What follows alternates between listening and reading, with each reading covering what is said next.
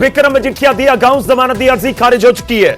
जी हां, जो अदालत के फैसले का इंतजार इस समय किया जा रहा सी, उसनूं लैके असीं तुहानूं अपडेट दे रहे हैं। वड्डी खबर इस समय की, बिक्रम मजीठिया के उत्ते जो गिरफ्तारी की तलवार है वह फिलहाल हटती हुई नजर नहीं आ रही।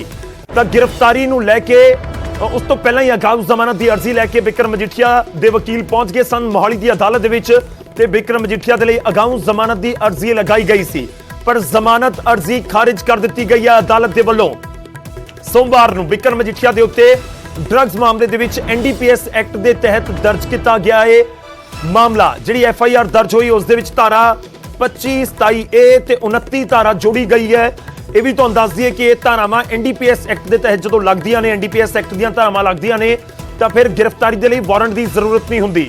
पर बिक्रम मजीठिया ने अगाऊ जमानत की अर्जी लगाई अदालत दे विच।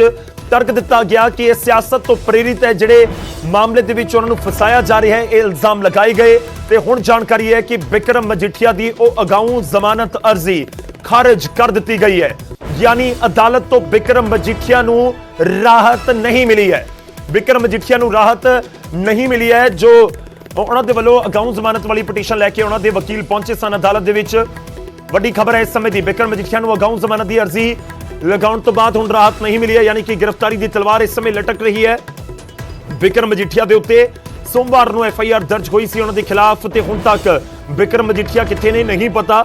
दूजे पासे एक एसआईटी 3 मैंबरी बनाई गई है। ਤੁਸੀਂ ਸਾਰਾ ਦਿਨ ਬਹਿਸ ਕੀਤੀ ਹੈ, ਕਈ ਤੱਥ ਤੁਸੀਂ ਰੱਖੇ, ਡੀਜੀਪੀ ਤੇ ਵੀ ਨਿਸ਼ਾਨਾ ਸਾਧਿਆ, ਲੇਕਿਨ ਤੁਸੀਂ ਕਹਿ ਰਹੇ ਸੀ ਕਿ ਕੌਨਫੀਡੈਂਟ ਜ਼ਰੂਰ ਹੈ ਕਿ ਸਾਨੂੰ ਜਿਹੜੀ ਹੈ ਰਾਹਤ ਜਿਹੜੀ ਜ਼ਰੂਰ ਮਿਲੇਗੀ, ਲੇਕਿਨ ਹਜੇ ਕੁਝ ਤਰ੍ਹਾਂ ਦੇ देखो जी साडा काम दलीलां रखना फैसला तो कोर्ट्स ते है जी, और ऑनरेबल एडिशनल सेशन जज ने in its wisdom anticipatory bill dismiss करती है। ऑर्डर हाले मिलिया नहीं है सर। जिस तरीके ਦੇ ਨਾਲ ਆਰਐਸ ਚੀਮਾ ਜੀ ਵੱਲੋਂ 2 ਘੰਟੇ ਬਹਿਸ ਕੀਤੀ ਤੁਹਾਡੇ ਵੱਲੋਂ ਔਰ ਕਿਹਾ ਗਿਆ ਸੀਗਾ ਕਿ ਰਾਜਨੀਤੀ ਤੋਂ ਪ੍ਰੇਰਿਤ ਹੈ, तो वो तो ਅਸੀਂ ਹੁਣ ਵੀ ਕਹਿੰਦੇ ਹਾਂ ਜੀ, ਹੈ ਹੀ ਐਬਸੋਲੂਟਲੀ ਪੋਲੀਟੀਕਲ मैंडेट है। कोर्ट ਹੁਣ हाई कोर्ट ਦੇ जस्ट वन लेवल ਜੀ, ਹਲੇ ਤਾਂ ਸਭ ਤੋਂ ਥੱਲੇ ਕੋਰਟ 'ਚ ਹੋਇਆ ਜੀ, ਹਾਈ ਕੋਰਟ ਦਾ ਆਬਵੀਅਸਲੀ ਜੀ, ਹੋਰ ਕਿਸੇ ਜਾਵਾਂਗੇ ਜੀ ਹਲੇ। ਠੀਕ ਹੈ ਠੀਕ ਹੈ ਠੀਕ ਹੈ ਡਨ।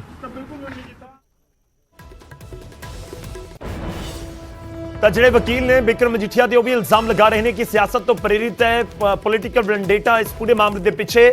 ਪਰ ਅਦਾਲਤ ਨੇ ਅਗਾਊਂ ਜ਼ਮਾਨਤ ਅਰਜ਼ੀ ਖਾਰਿਜ ਕਰ ਦਿੱਤੀ ਹੈ। ਨਾਲ ਹੀ ਜਿਹੜੇ ਬਿਕਰਮ ਮਜੀਠੀਆ ਦੇ ਵਕੀਲ ਨੇ ਉਹਨਾਂ ਦੇ ਵੱਲੋਂ ਦਾਅਵਾ ਕਰ ਦਿੱਤਾ ਗਿਆ ਕਿ ਹੁਣ ਅਸੀਂ ਹਾਈ ਕੋਰਟ ਦਾ ਰੁਖ ਕਰਾਂਗੇ। ਇਸ ਪੂਰੇ ਮਾਮਲੇ ਦੇ ਵਿੱਚ ਅਰਜ਼ੀ ਲਗਾਈ ਜਾਏਗੀ ਅਗਾਊਂ ਜ਼ਮਾਨਤ ਦੇ ਲਈ, ਹਾਈ ਕੋਰਟ ਦਾ ਰੁਖ ਬਿਕਰਮ ਮਜੀਠੀਆ ਕਰਨਗੇ। ਖੈਰ ਮੋਹਾਲੀ ਦੀ ਅਦਾਲਤ ਤੋਂ ਜ਼ਮਾਨਤ ਅਰਜ਼ੀ ਦੇ ਉੱਤੇ ਰਾਹਤ ਨਹੀਂ ਮਿਲੀ ਹੈ ਬਿਕਰਮ ਮਜੀਠੀਆ ਨੂੰ, ਤੇ ਅਰਜ਼ੀ ਖਾਰਿਜ ਕਰ ਦਿੱਤੀ ਗਈ ਹੈ। ਅਗਾਊਂ ਜ਼ਮਾਨਤ ਦੀ ਅਰਜ਼ੀ ਲਗਾਈ ਗਈ ਸੀ। ਤੁਹਾਨੂੰ ਦੱਸ ਦਈਏ ਪੂਰਾ ਮਾਮਲਾ ਕੀ ਹੈ। ਸੋਮਵਾਰ ਨੂੰ ਬਿਕਰਮ ਮਜੀਠੀਆ ਦੇ ਖਿਲਾਫ ਡਰੱਗਸ ਦੇ ਕੇਸ ਦਾ ਵਿੱਚ ਇੱਕ ਐਫਆਈਆਰ ਦਰਜ ਕੀਤੀ ਗਈ ਹੈ। ਐਸਟੀਐਫ ਦੀ ਰਿਪੋਰਟ ਨੂੰ ਆਧਾਰ ਬਣਾਇਆ ਗਿਆ ਤੇ ਉਸ ਰਿਪੋਰਟ ਦੇ ਆਧਾਰ ਦੇ ਉੱਤੇ ਹੀ ਬਿਕਰਮ ਮਜੀਠੀਆ ਦੇ ਖਿਲਾਫ ਪਰਚਾ ਦਰਜ ਕੀਤਾ ਗਿਆ। ਹੁਣ ਗ੍ਰਿਫਤਾਰੀ ਦੀ ਤਲਵਾਰ ਲਟਕ ਰਹੀ ਹੈ।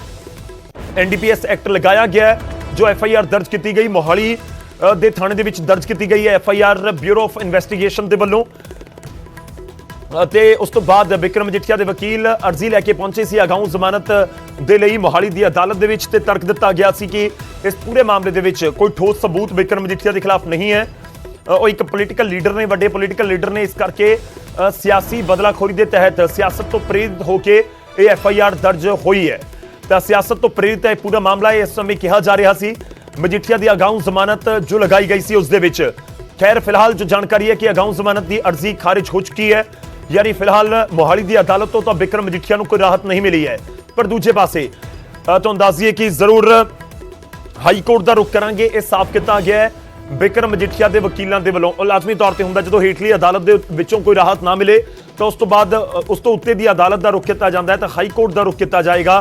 हाई कोर्ट के जाके दोबारा तर्क होणगे, दोबारा जिहड़े होएगी इस पूरे मामले के उत्ते बहस होएगी, तो उस तो बाद हाई कोर्ट का की रुख होएगा उस दे उत्ते नजर रहेगी। सिद्धा रुख करते मोहाली अदालत तो साडे मोहाली अदालत के बाहर तो इस समय साडे नाल साडे सहयोगी जुड़ रहे हैं मनोज राठी। मनोज, राहत नहीं मिली है की कुछ जानकारी, ओवर टू यू।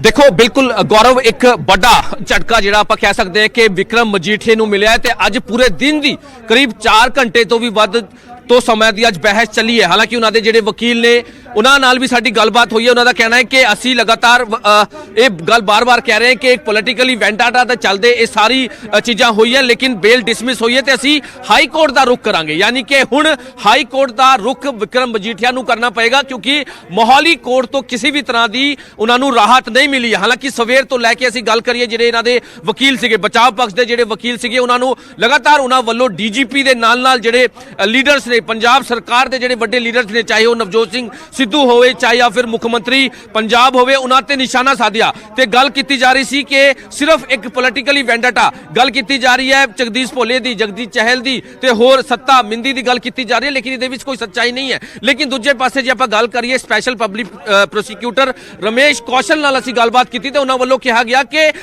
ਇਸੇ ਵਿੱਚ ਕਿਸੇ ਵੀ ਤਰ੍ਹਾਂ ਦੀ ਕੋਈ ਗੱਲ ਨਹੀਂ ਹੈ ਕਿ ਪੂਰੇ ਤੱਥ ਦੇ ਆਧਾਰ ਤੇ ਐਸਟੀਐਫ ਦੀ ਰਿਪੋਰਟ ਦੇ ਆਧਾਰ ਤੇ ਇਹ ਮਾਮਲਾ ਦਰਜ ਹੋਇਆ, ਨਵਾਂ ਫਰੈਸ਼ ਮਾਮਲਾ ਦਰਜ ਹੋਇਆ। ਐਫਆਈਆਰ ਨੰਬਰ 2 ਵਿਕਰਮ ਮਜੀਠੀਆ ਦੇ ਖਿਲਾਫ ਮਾਮਲਾ ਦਰਜ ਹੋਇਆ ਹੈ ਤੇ ਪੂਰਾ ਜਿਹੜਾ ਇੱਕ ਪੂਰਾ ਤੱਥ ਦੇ ਆਧਾਰ ਤੇ 49 ਪੇਜ ਦੀ ਜਿਹੜੀ ਐਫਆਈਆਰ ਹੋਈ ਹੈ, ਇਹਦੇ ਵਿੱਚ ਕਿਸੇ ਵੀ ਤਰ੍ਹਾਂ ਦਾ, ਕਿਉਂਕਿ ਅਸੀਂ ਪਹਿਲਾਂ ਵੀ ਕਿਹਾ ਸੀਗਾ ਕਿ 27A ਐਨਡੀਪੀਐਸ ਐਕਟ ਦੀ ਧਾਰਾ ਜਿਹੜੀ 27A ਹੈ ਉਹ ਕਮਰਸ਼ੀਅਲ ਹੁੰਦੀ ਹੈ, ਇਹਦੇ ਵਿੱਚ ਲੋਅਰ ਕੋਰਟ ਤੋਂ ਮਿਲਣਾ ਬਹੁਤ ਮੁਸ਼ਕਿਲ ਹੁੰਦਾ ਹੈ ਬੇਲ, ਤੇ ਉਹੀ ਹੋਇਆ ਕਿ ਬੇਲ ਡਿਸਮਿਸ ਹੋਈ ਹੈ ਤੇ ਹੁਣ ਹਾਈ ਕੋਰਟ ਦਾ ਜਿਹੜਾ ਰੁਖ ਹੈ ਉਹ ਵਿਕਰਮ ਮਜੀਠੀਆ ਨੂੰ ਕਰਨਾ ਪਏਗਾ ਕਿ ਅੱਜ ਵੱਡਾ ਝਟਕਾ ਜਿਹੜਾ ਹੈ ਉਹ ਜ਼ਰੂਰ ਲੱਗਿਆ ਹੈ। ਵਕੀਲਾਂ ਨੇ ਸਾਫ਼ ਵੀ ਕਰ ਦਿੱਤਾ ਕਿ ਅਸੀਂ ਹਾਈ ਕੋਰਟ ਦਾ ਰੁਖ ਕਰਾਂਗੇ, ਉੱਤਰ ਦੀ ਅਦਾਲਤ ਦੇ ਵਿੱਚ ਜਾ ਕੇ ਇਸ ਪੂਰੇ ਮਾਮਲੇ ਨੂੰ ਚੈਲੰਜ ਕਰਾਂਗੇ ਔਰ ਅਗਾਊਂ ਜ਼ਮਾਨਤ ਦੀ ਅਰਜ਼ੀ ਹੁਣ ਉੱਤੇ ਦੀ ਅਦਾਲਤ ਦੇ ਵਿੱਚ ਲਗਾਈ ਜਾਵੇਗੀ। ਪਰ ਕੀ ਉਸ ਤੋਂ ਪਹਿਲਾਂ ਵਿਕਰਮ ਮਜੀਠੀਆ ਗ੍ਰਿਫਤਾਰ ਹੋਣਗੇ, ਇੱਕ ਵੱਡਾ ਸਵਾਲ ਜ਼ਰੂਰ ਹੈ। ਮਨੋਜ ਫਿਲਹਾਲ ਦੇ ਲਈ ਧੰਨਵਾਦ। ਰੁਕ ਰਹੇ ਹਾਂ ਇੱਕ ਛੋਟੇ ਜਿਹੇ ਬ੍ਰੇਕ ਦੇ ਲਈ।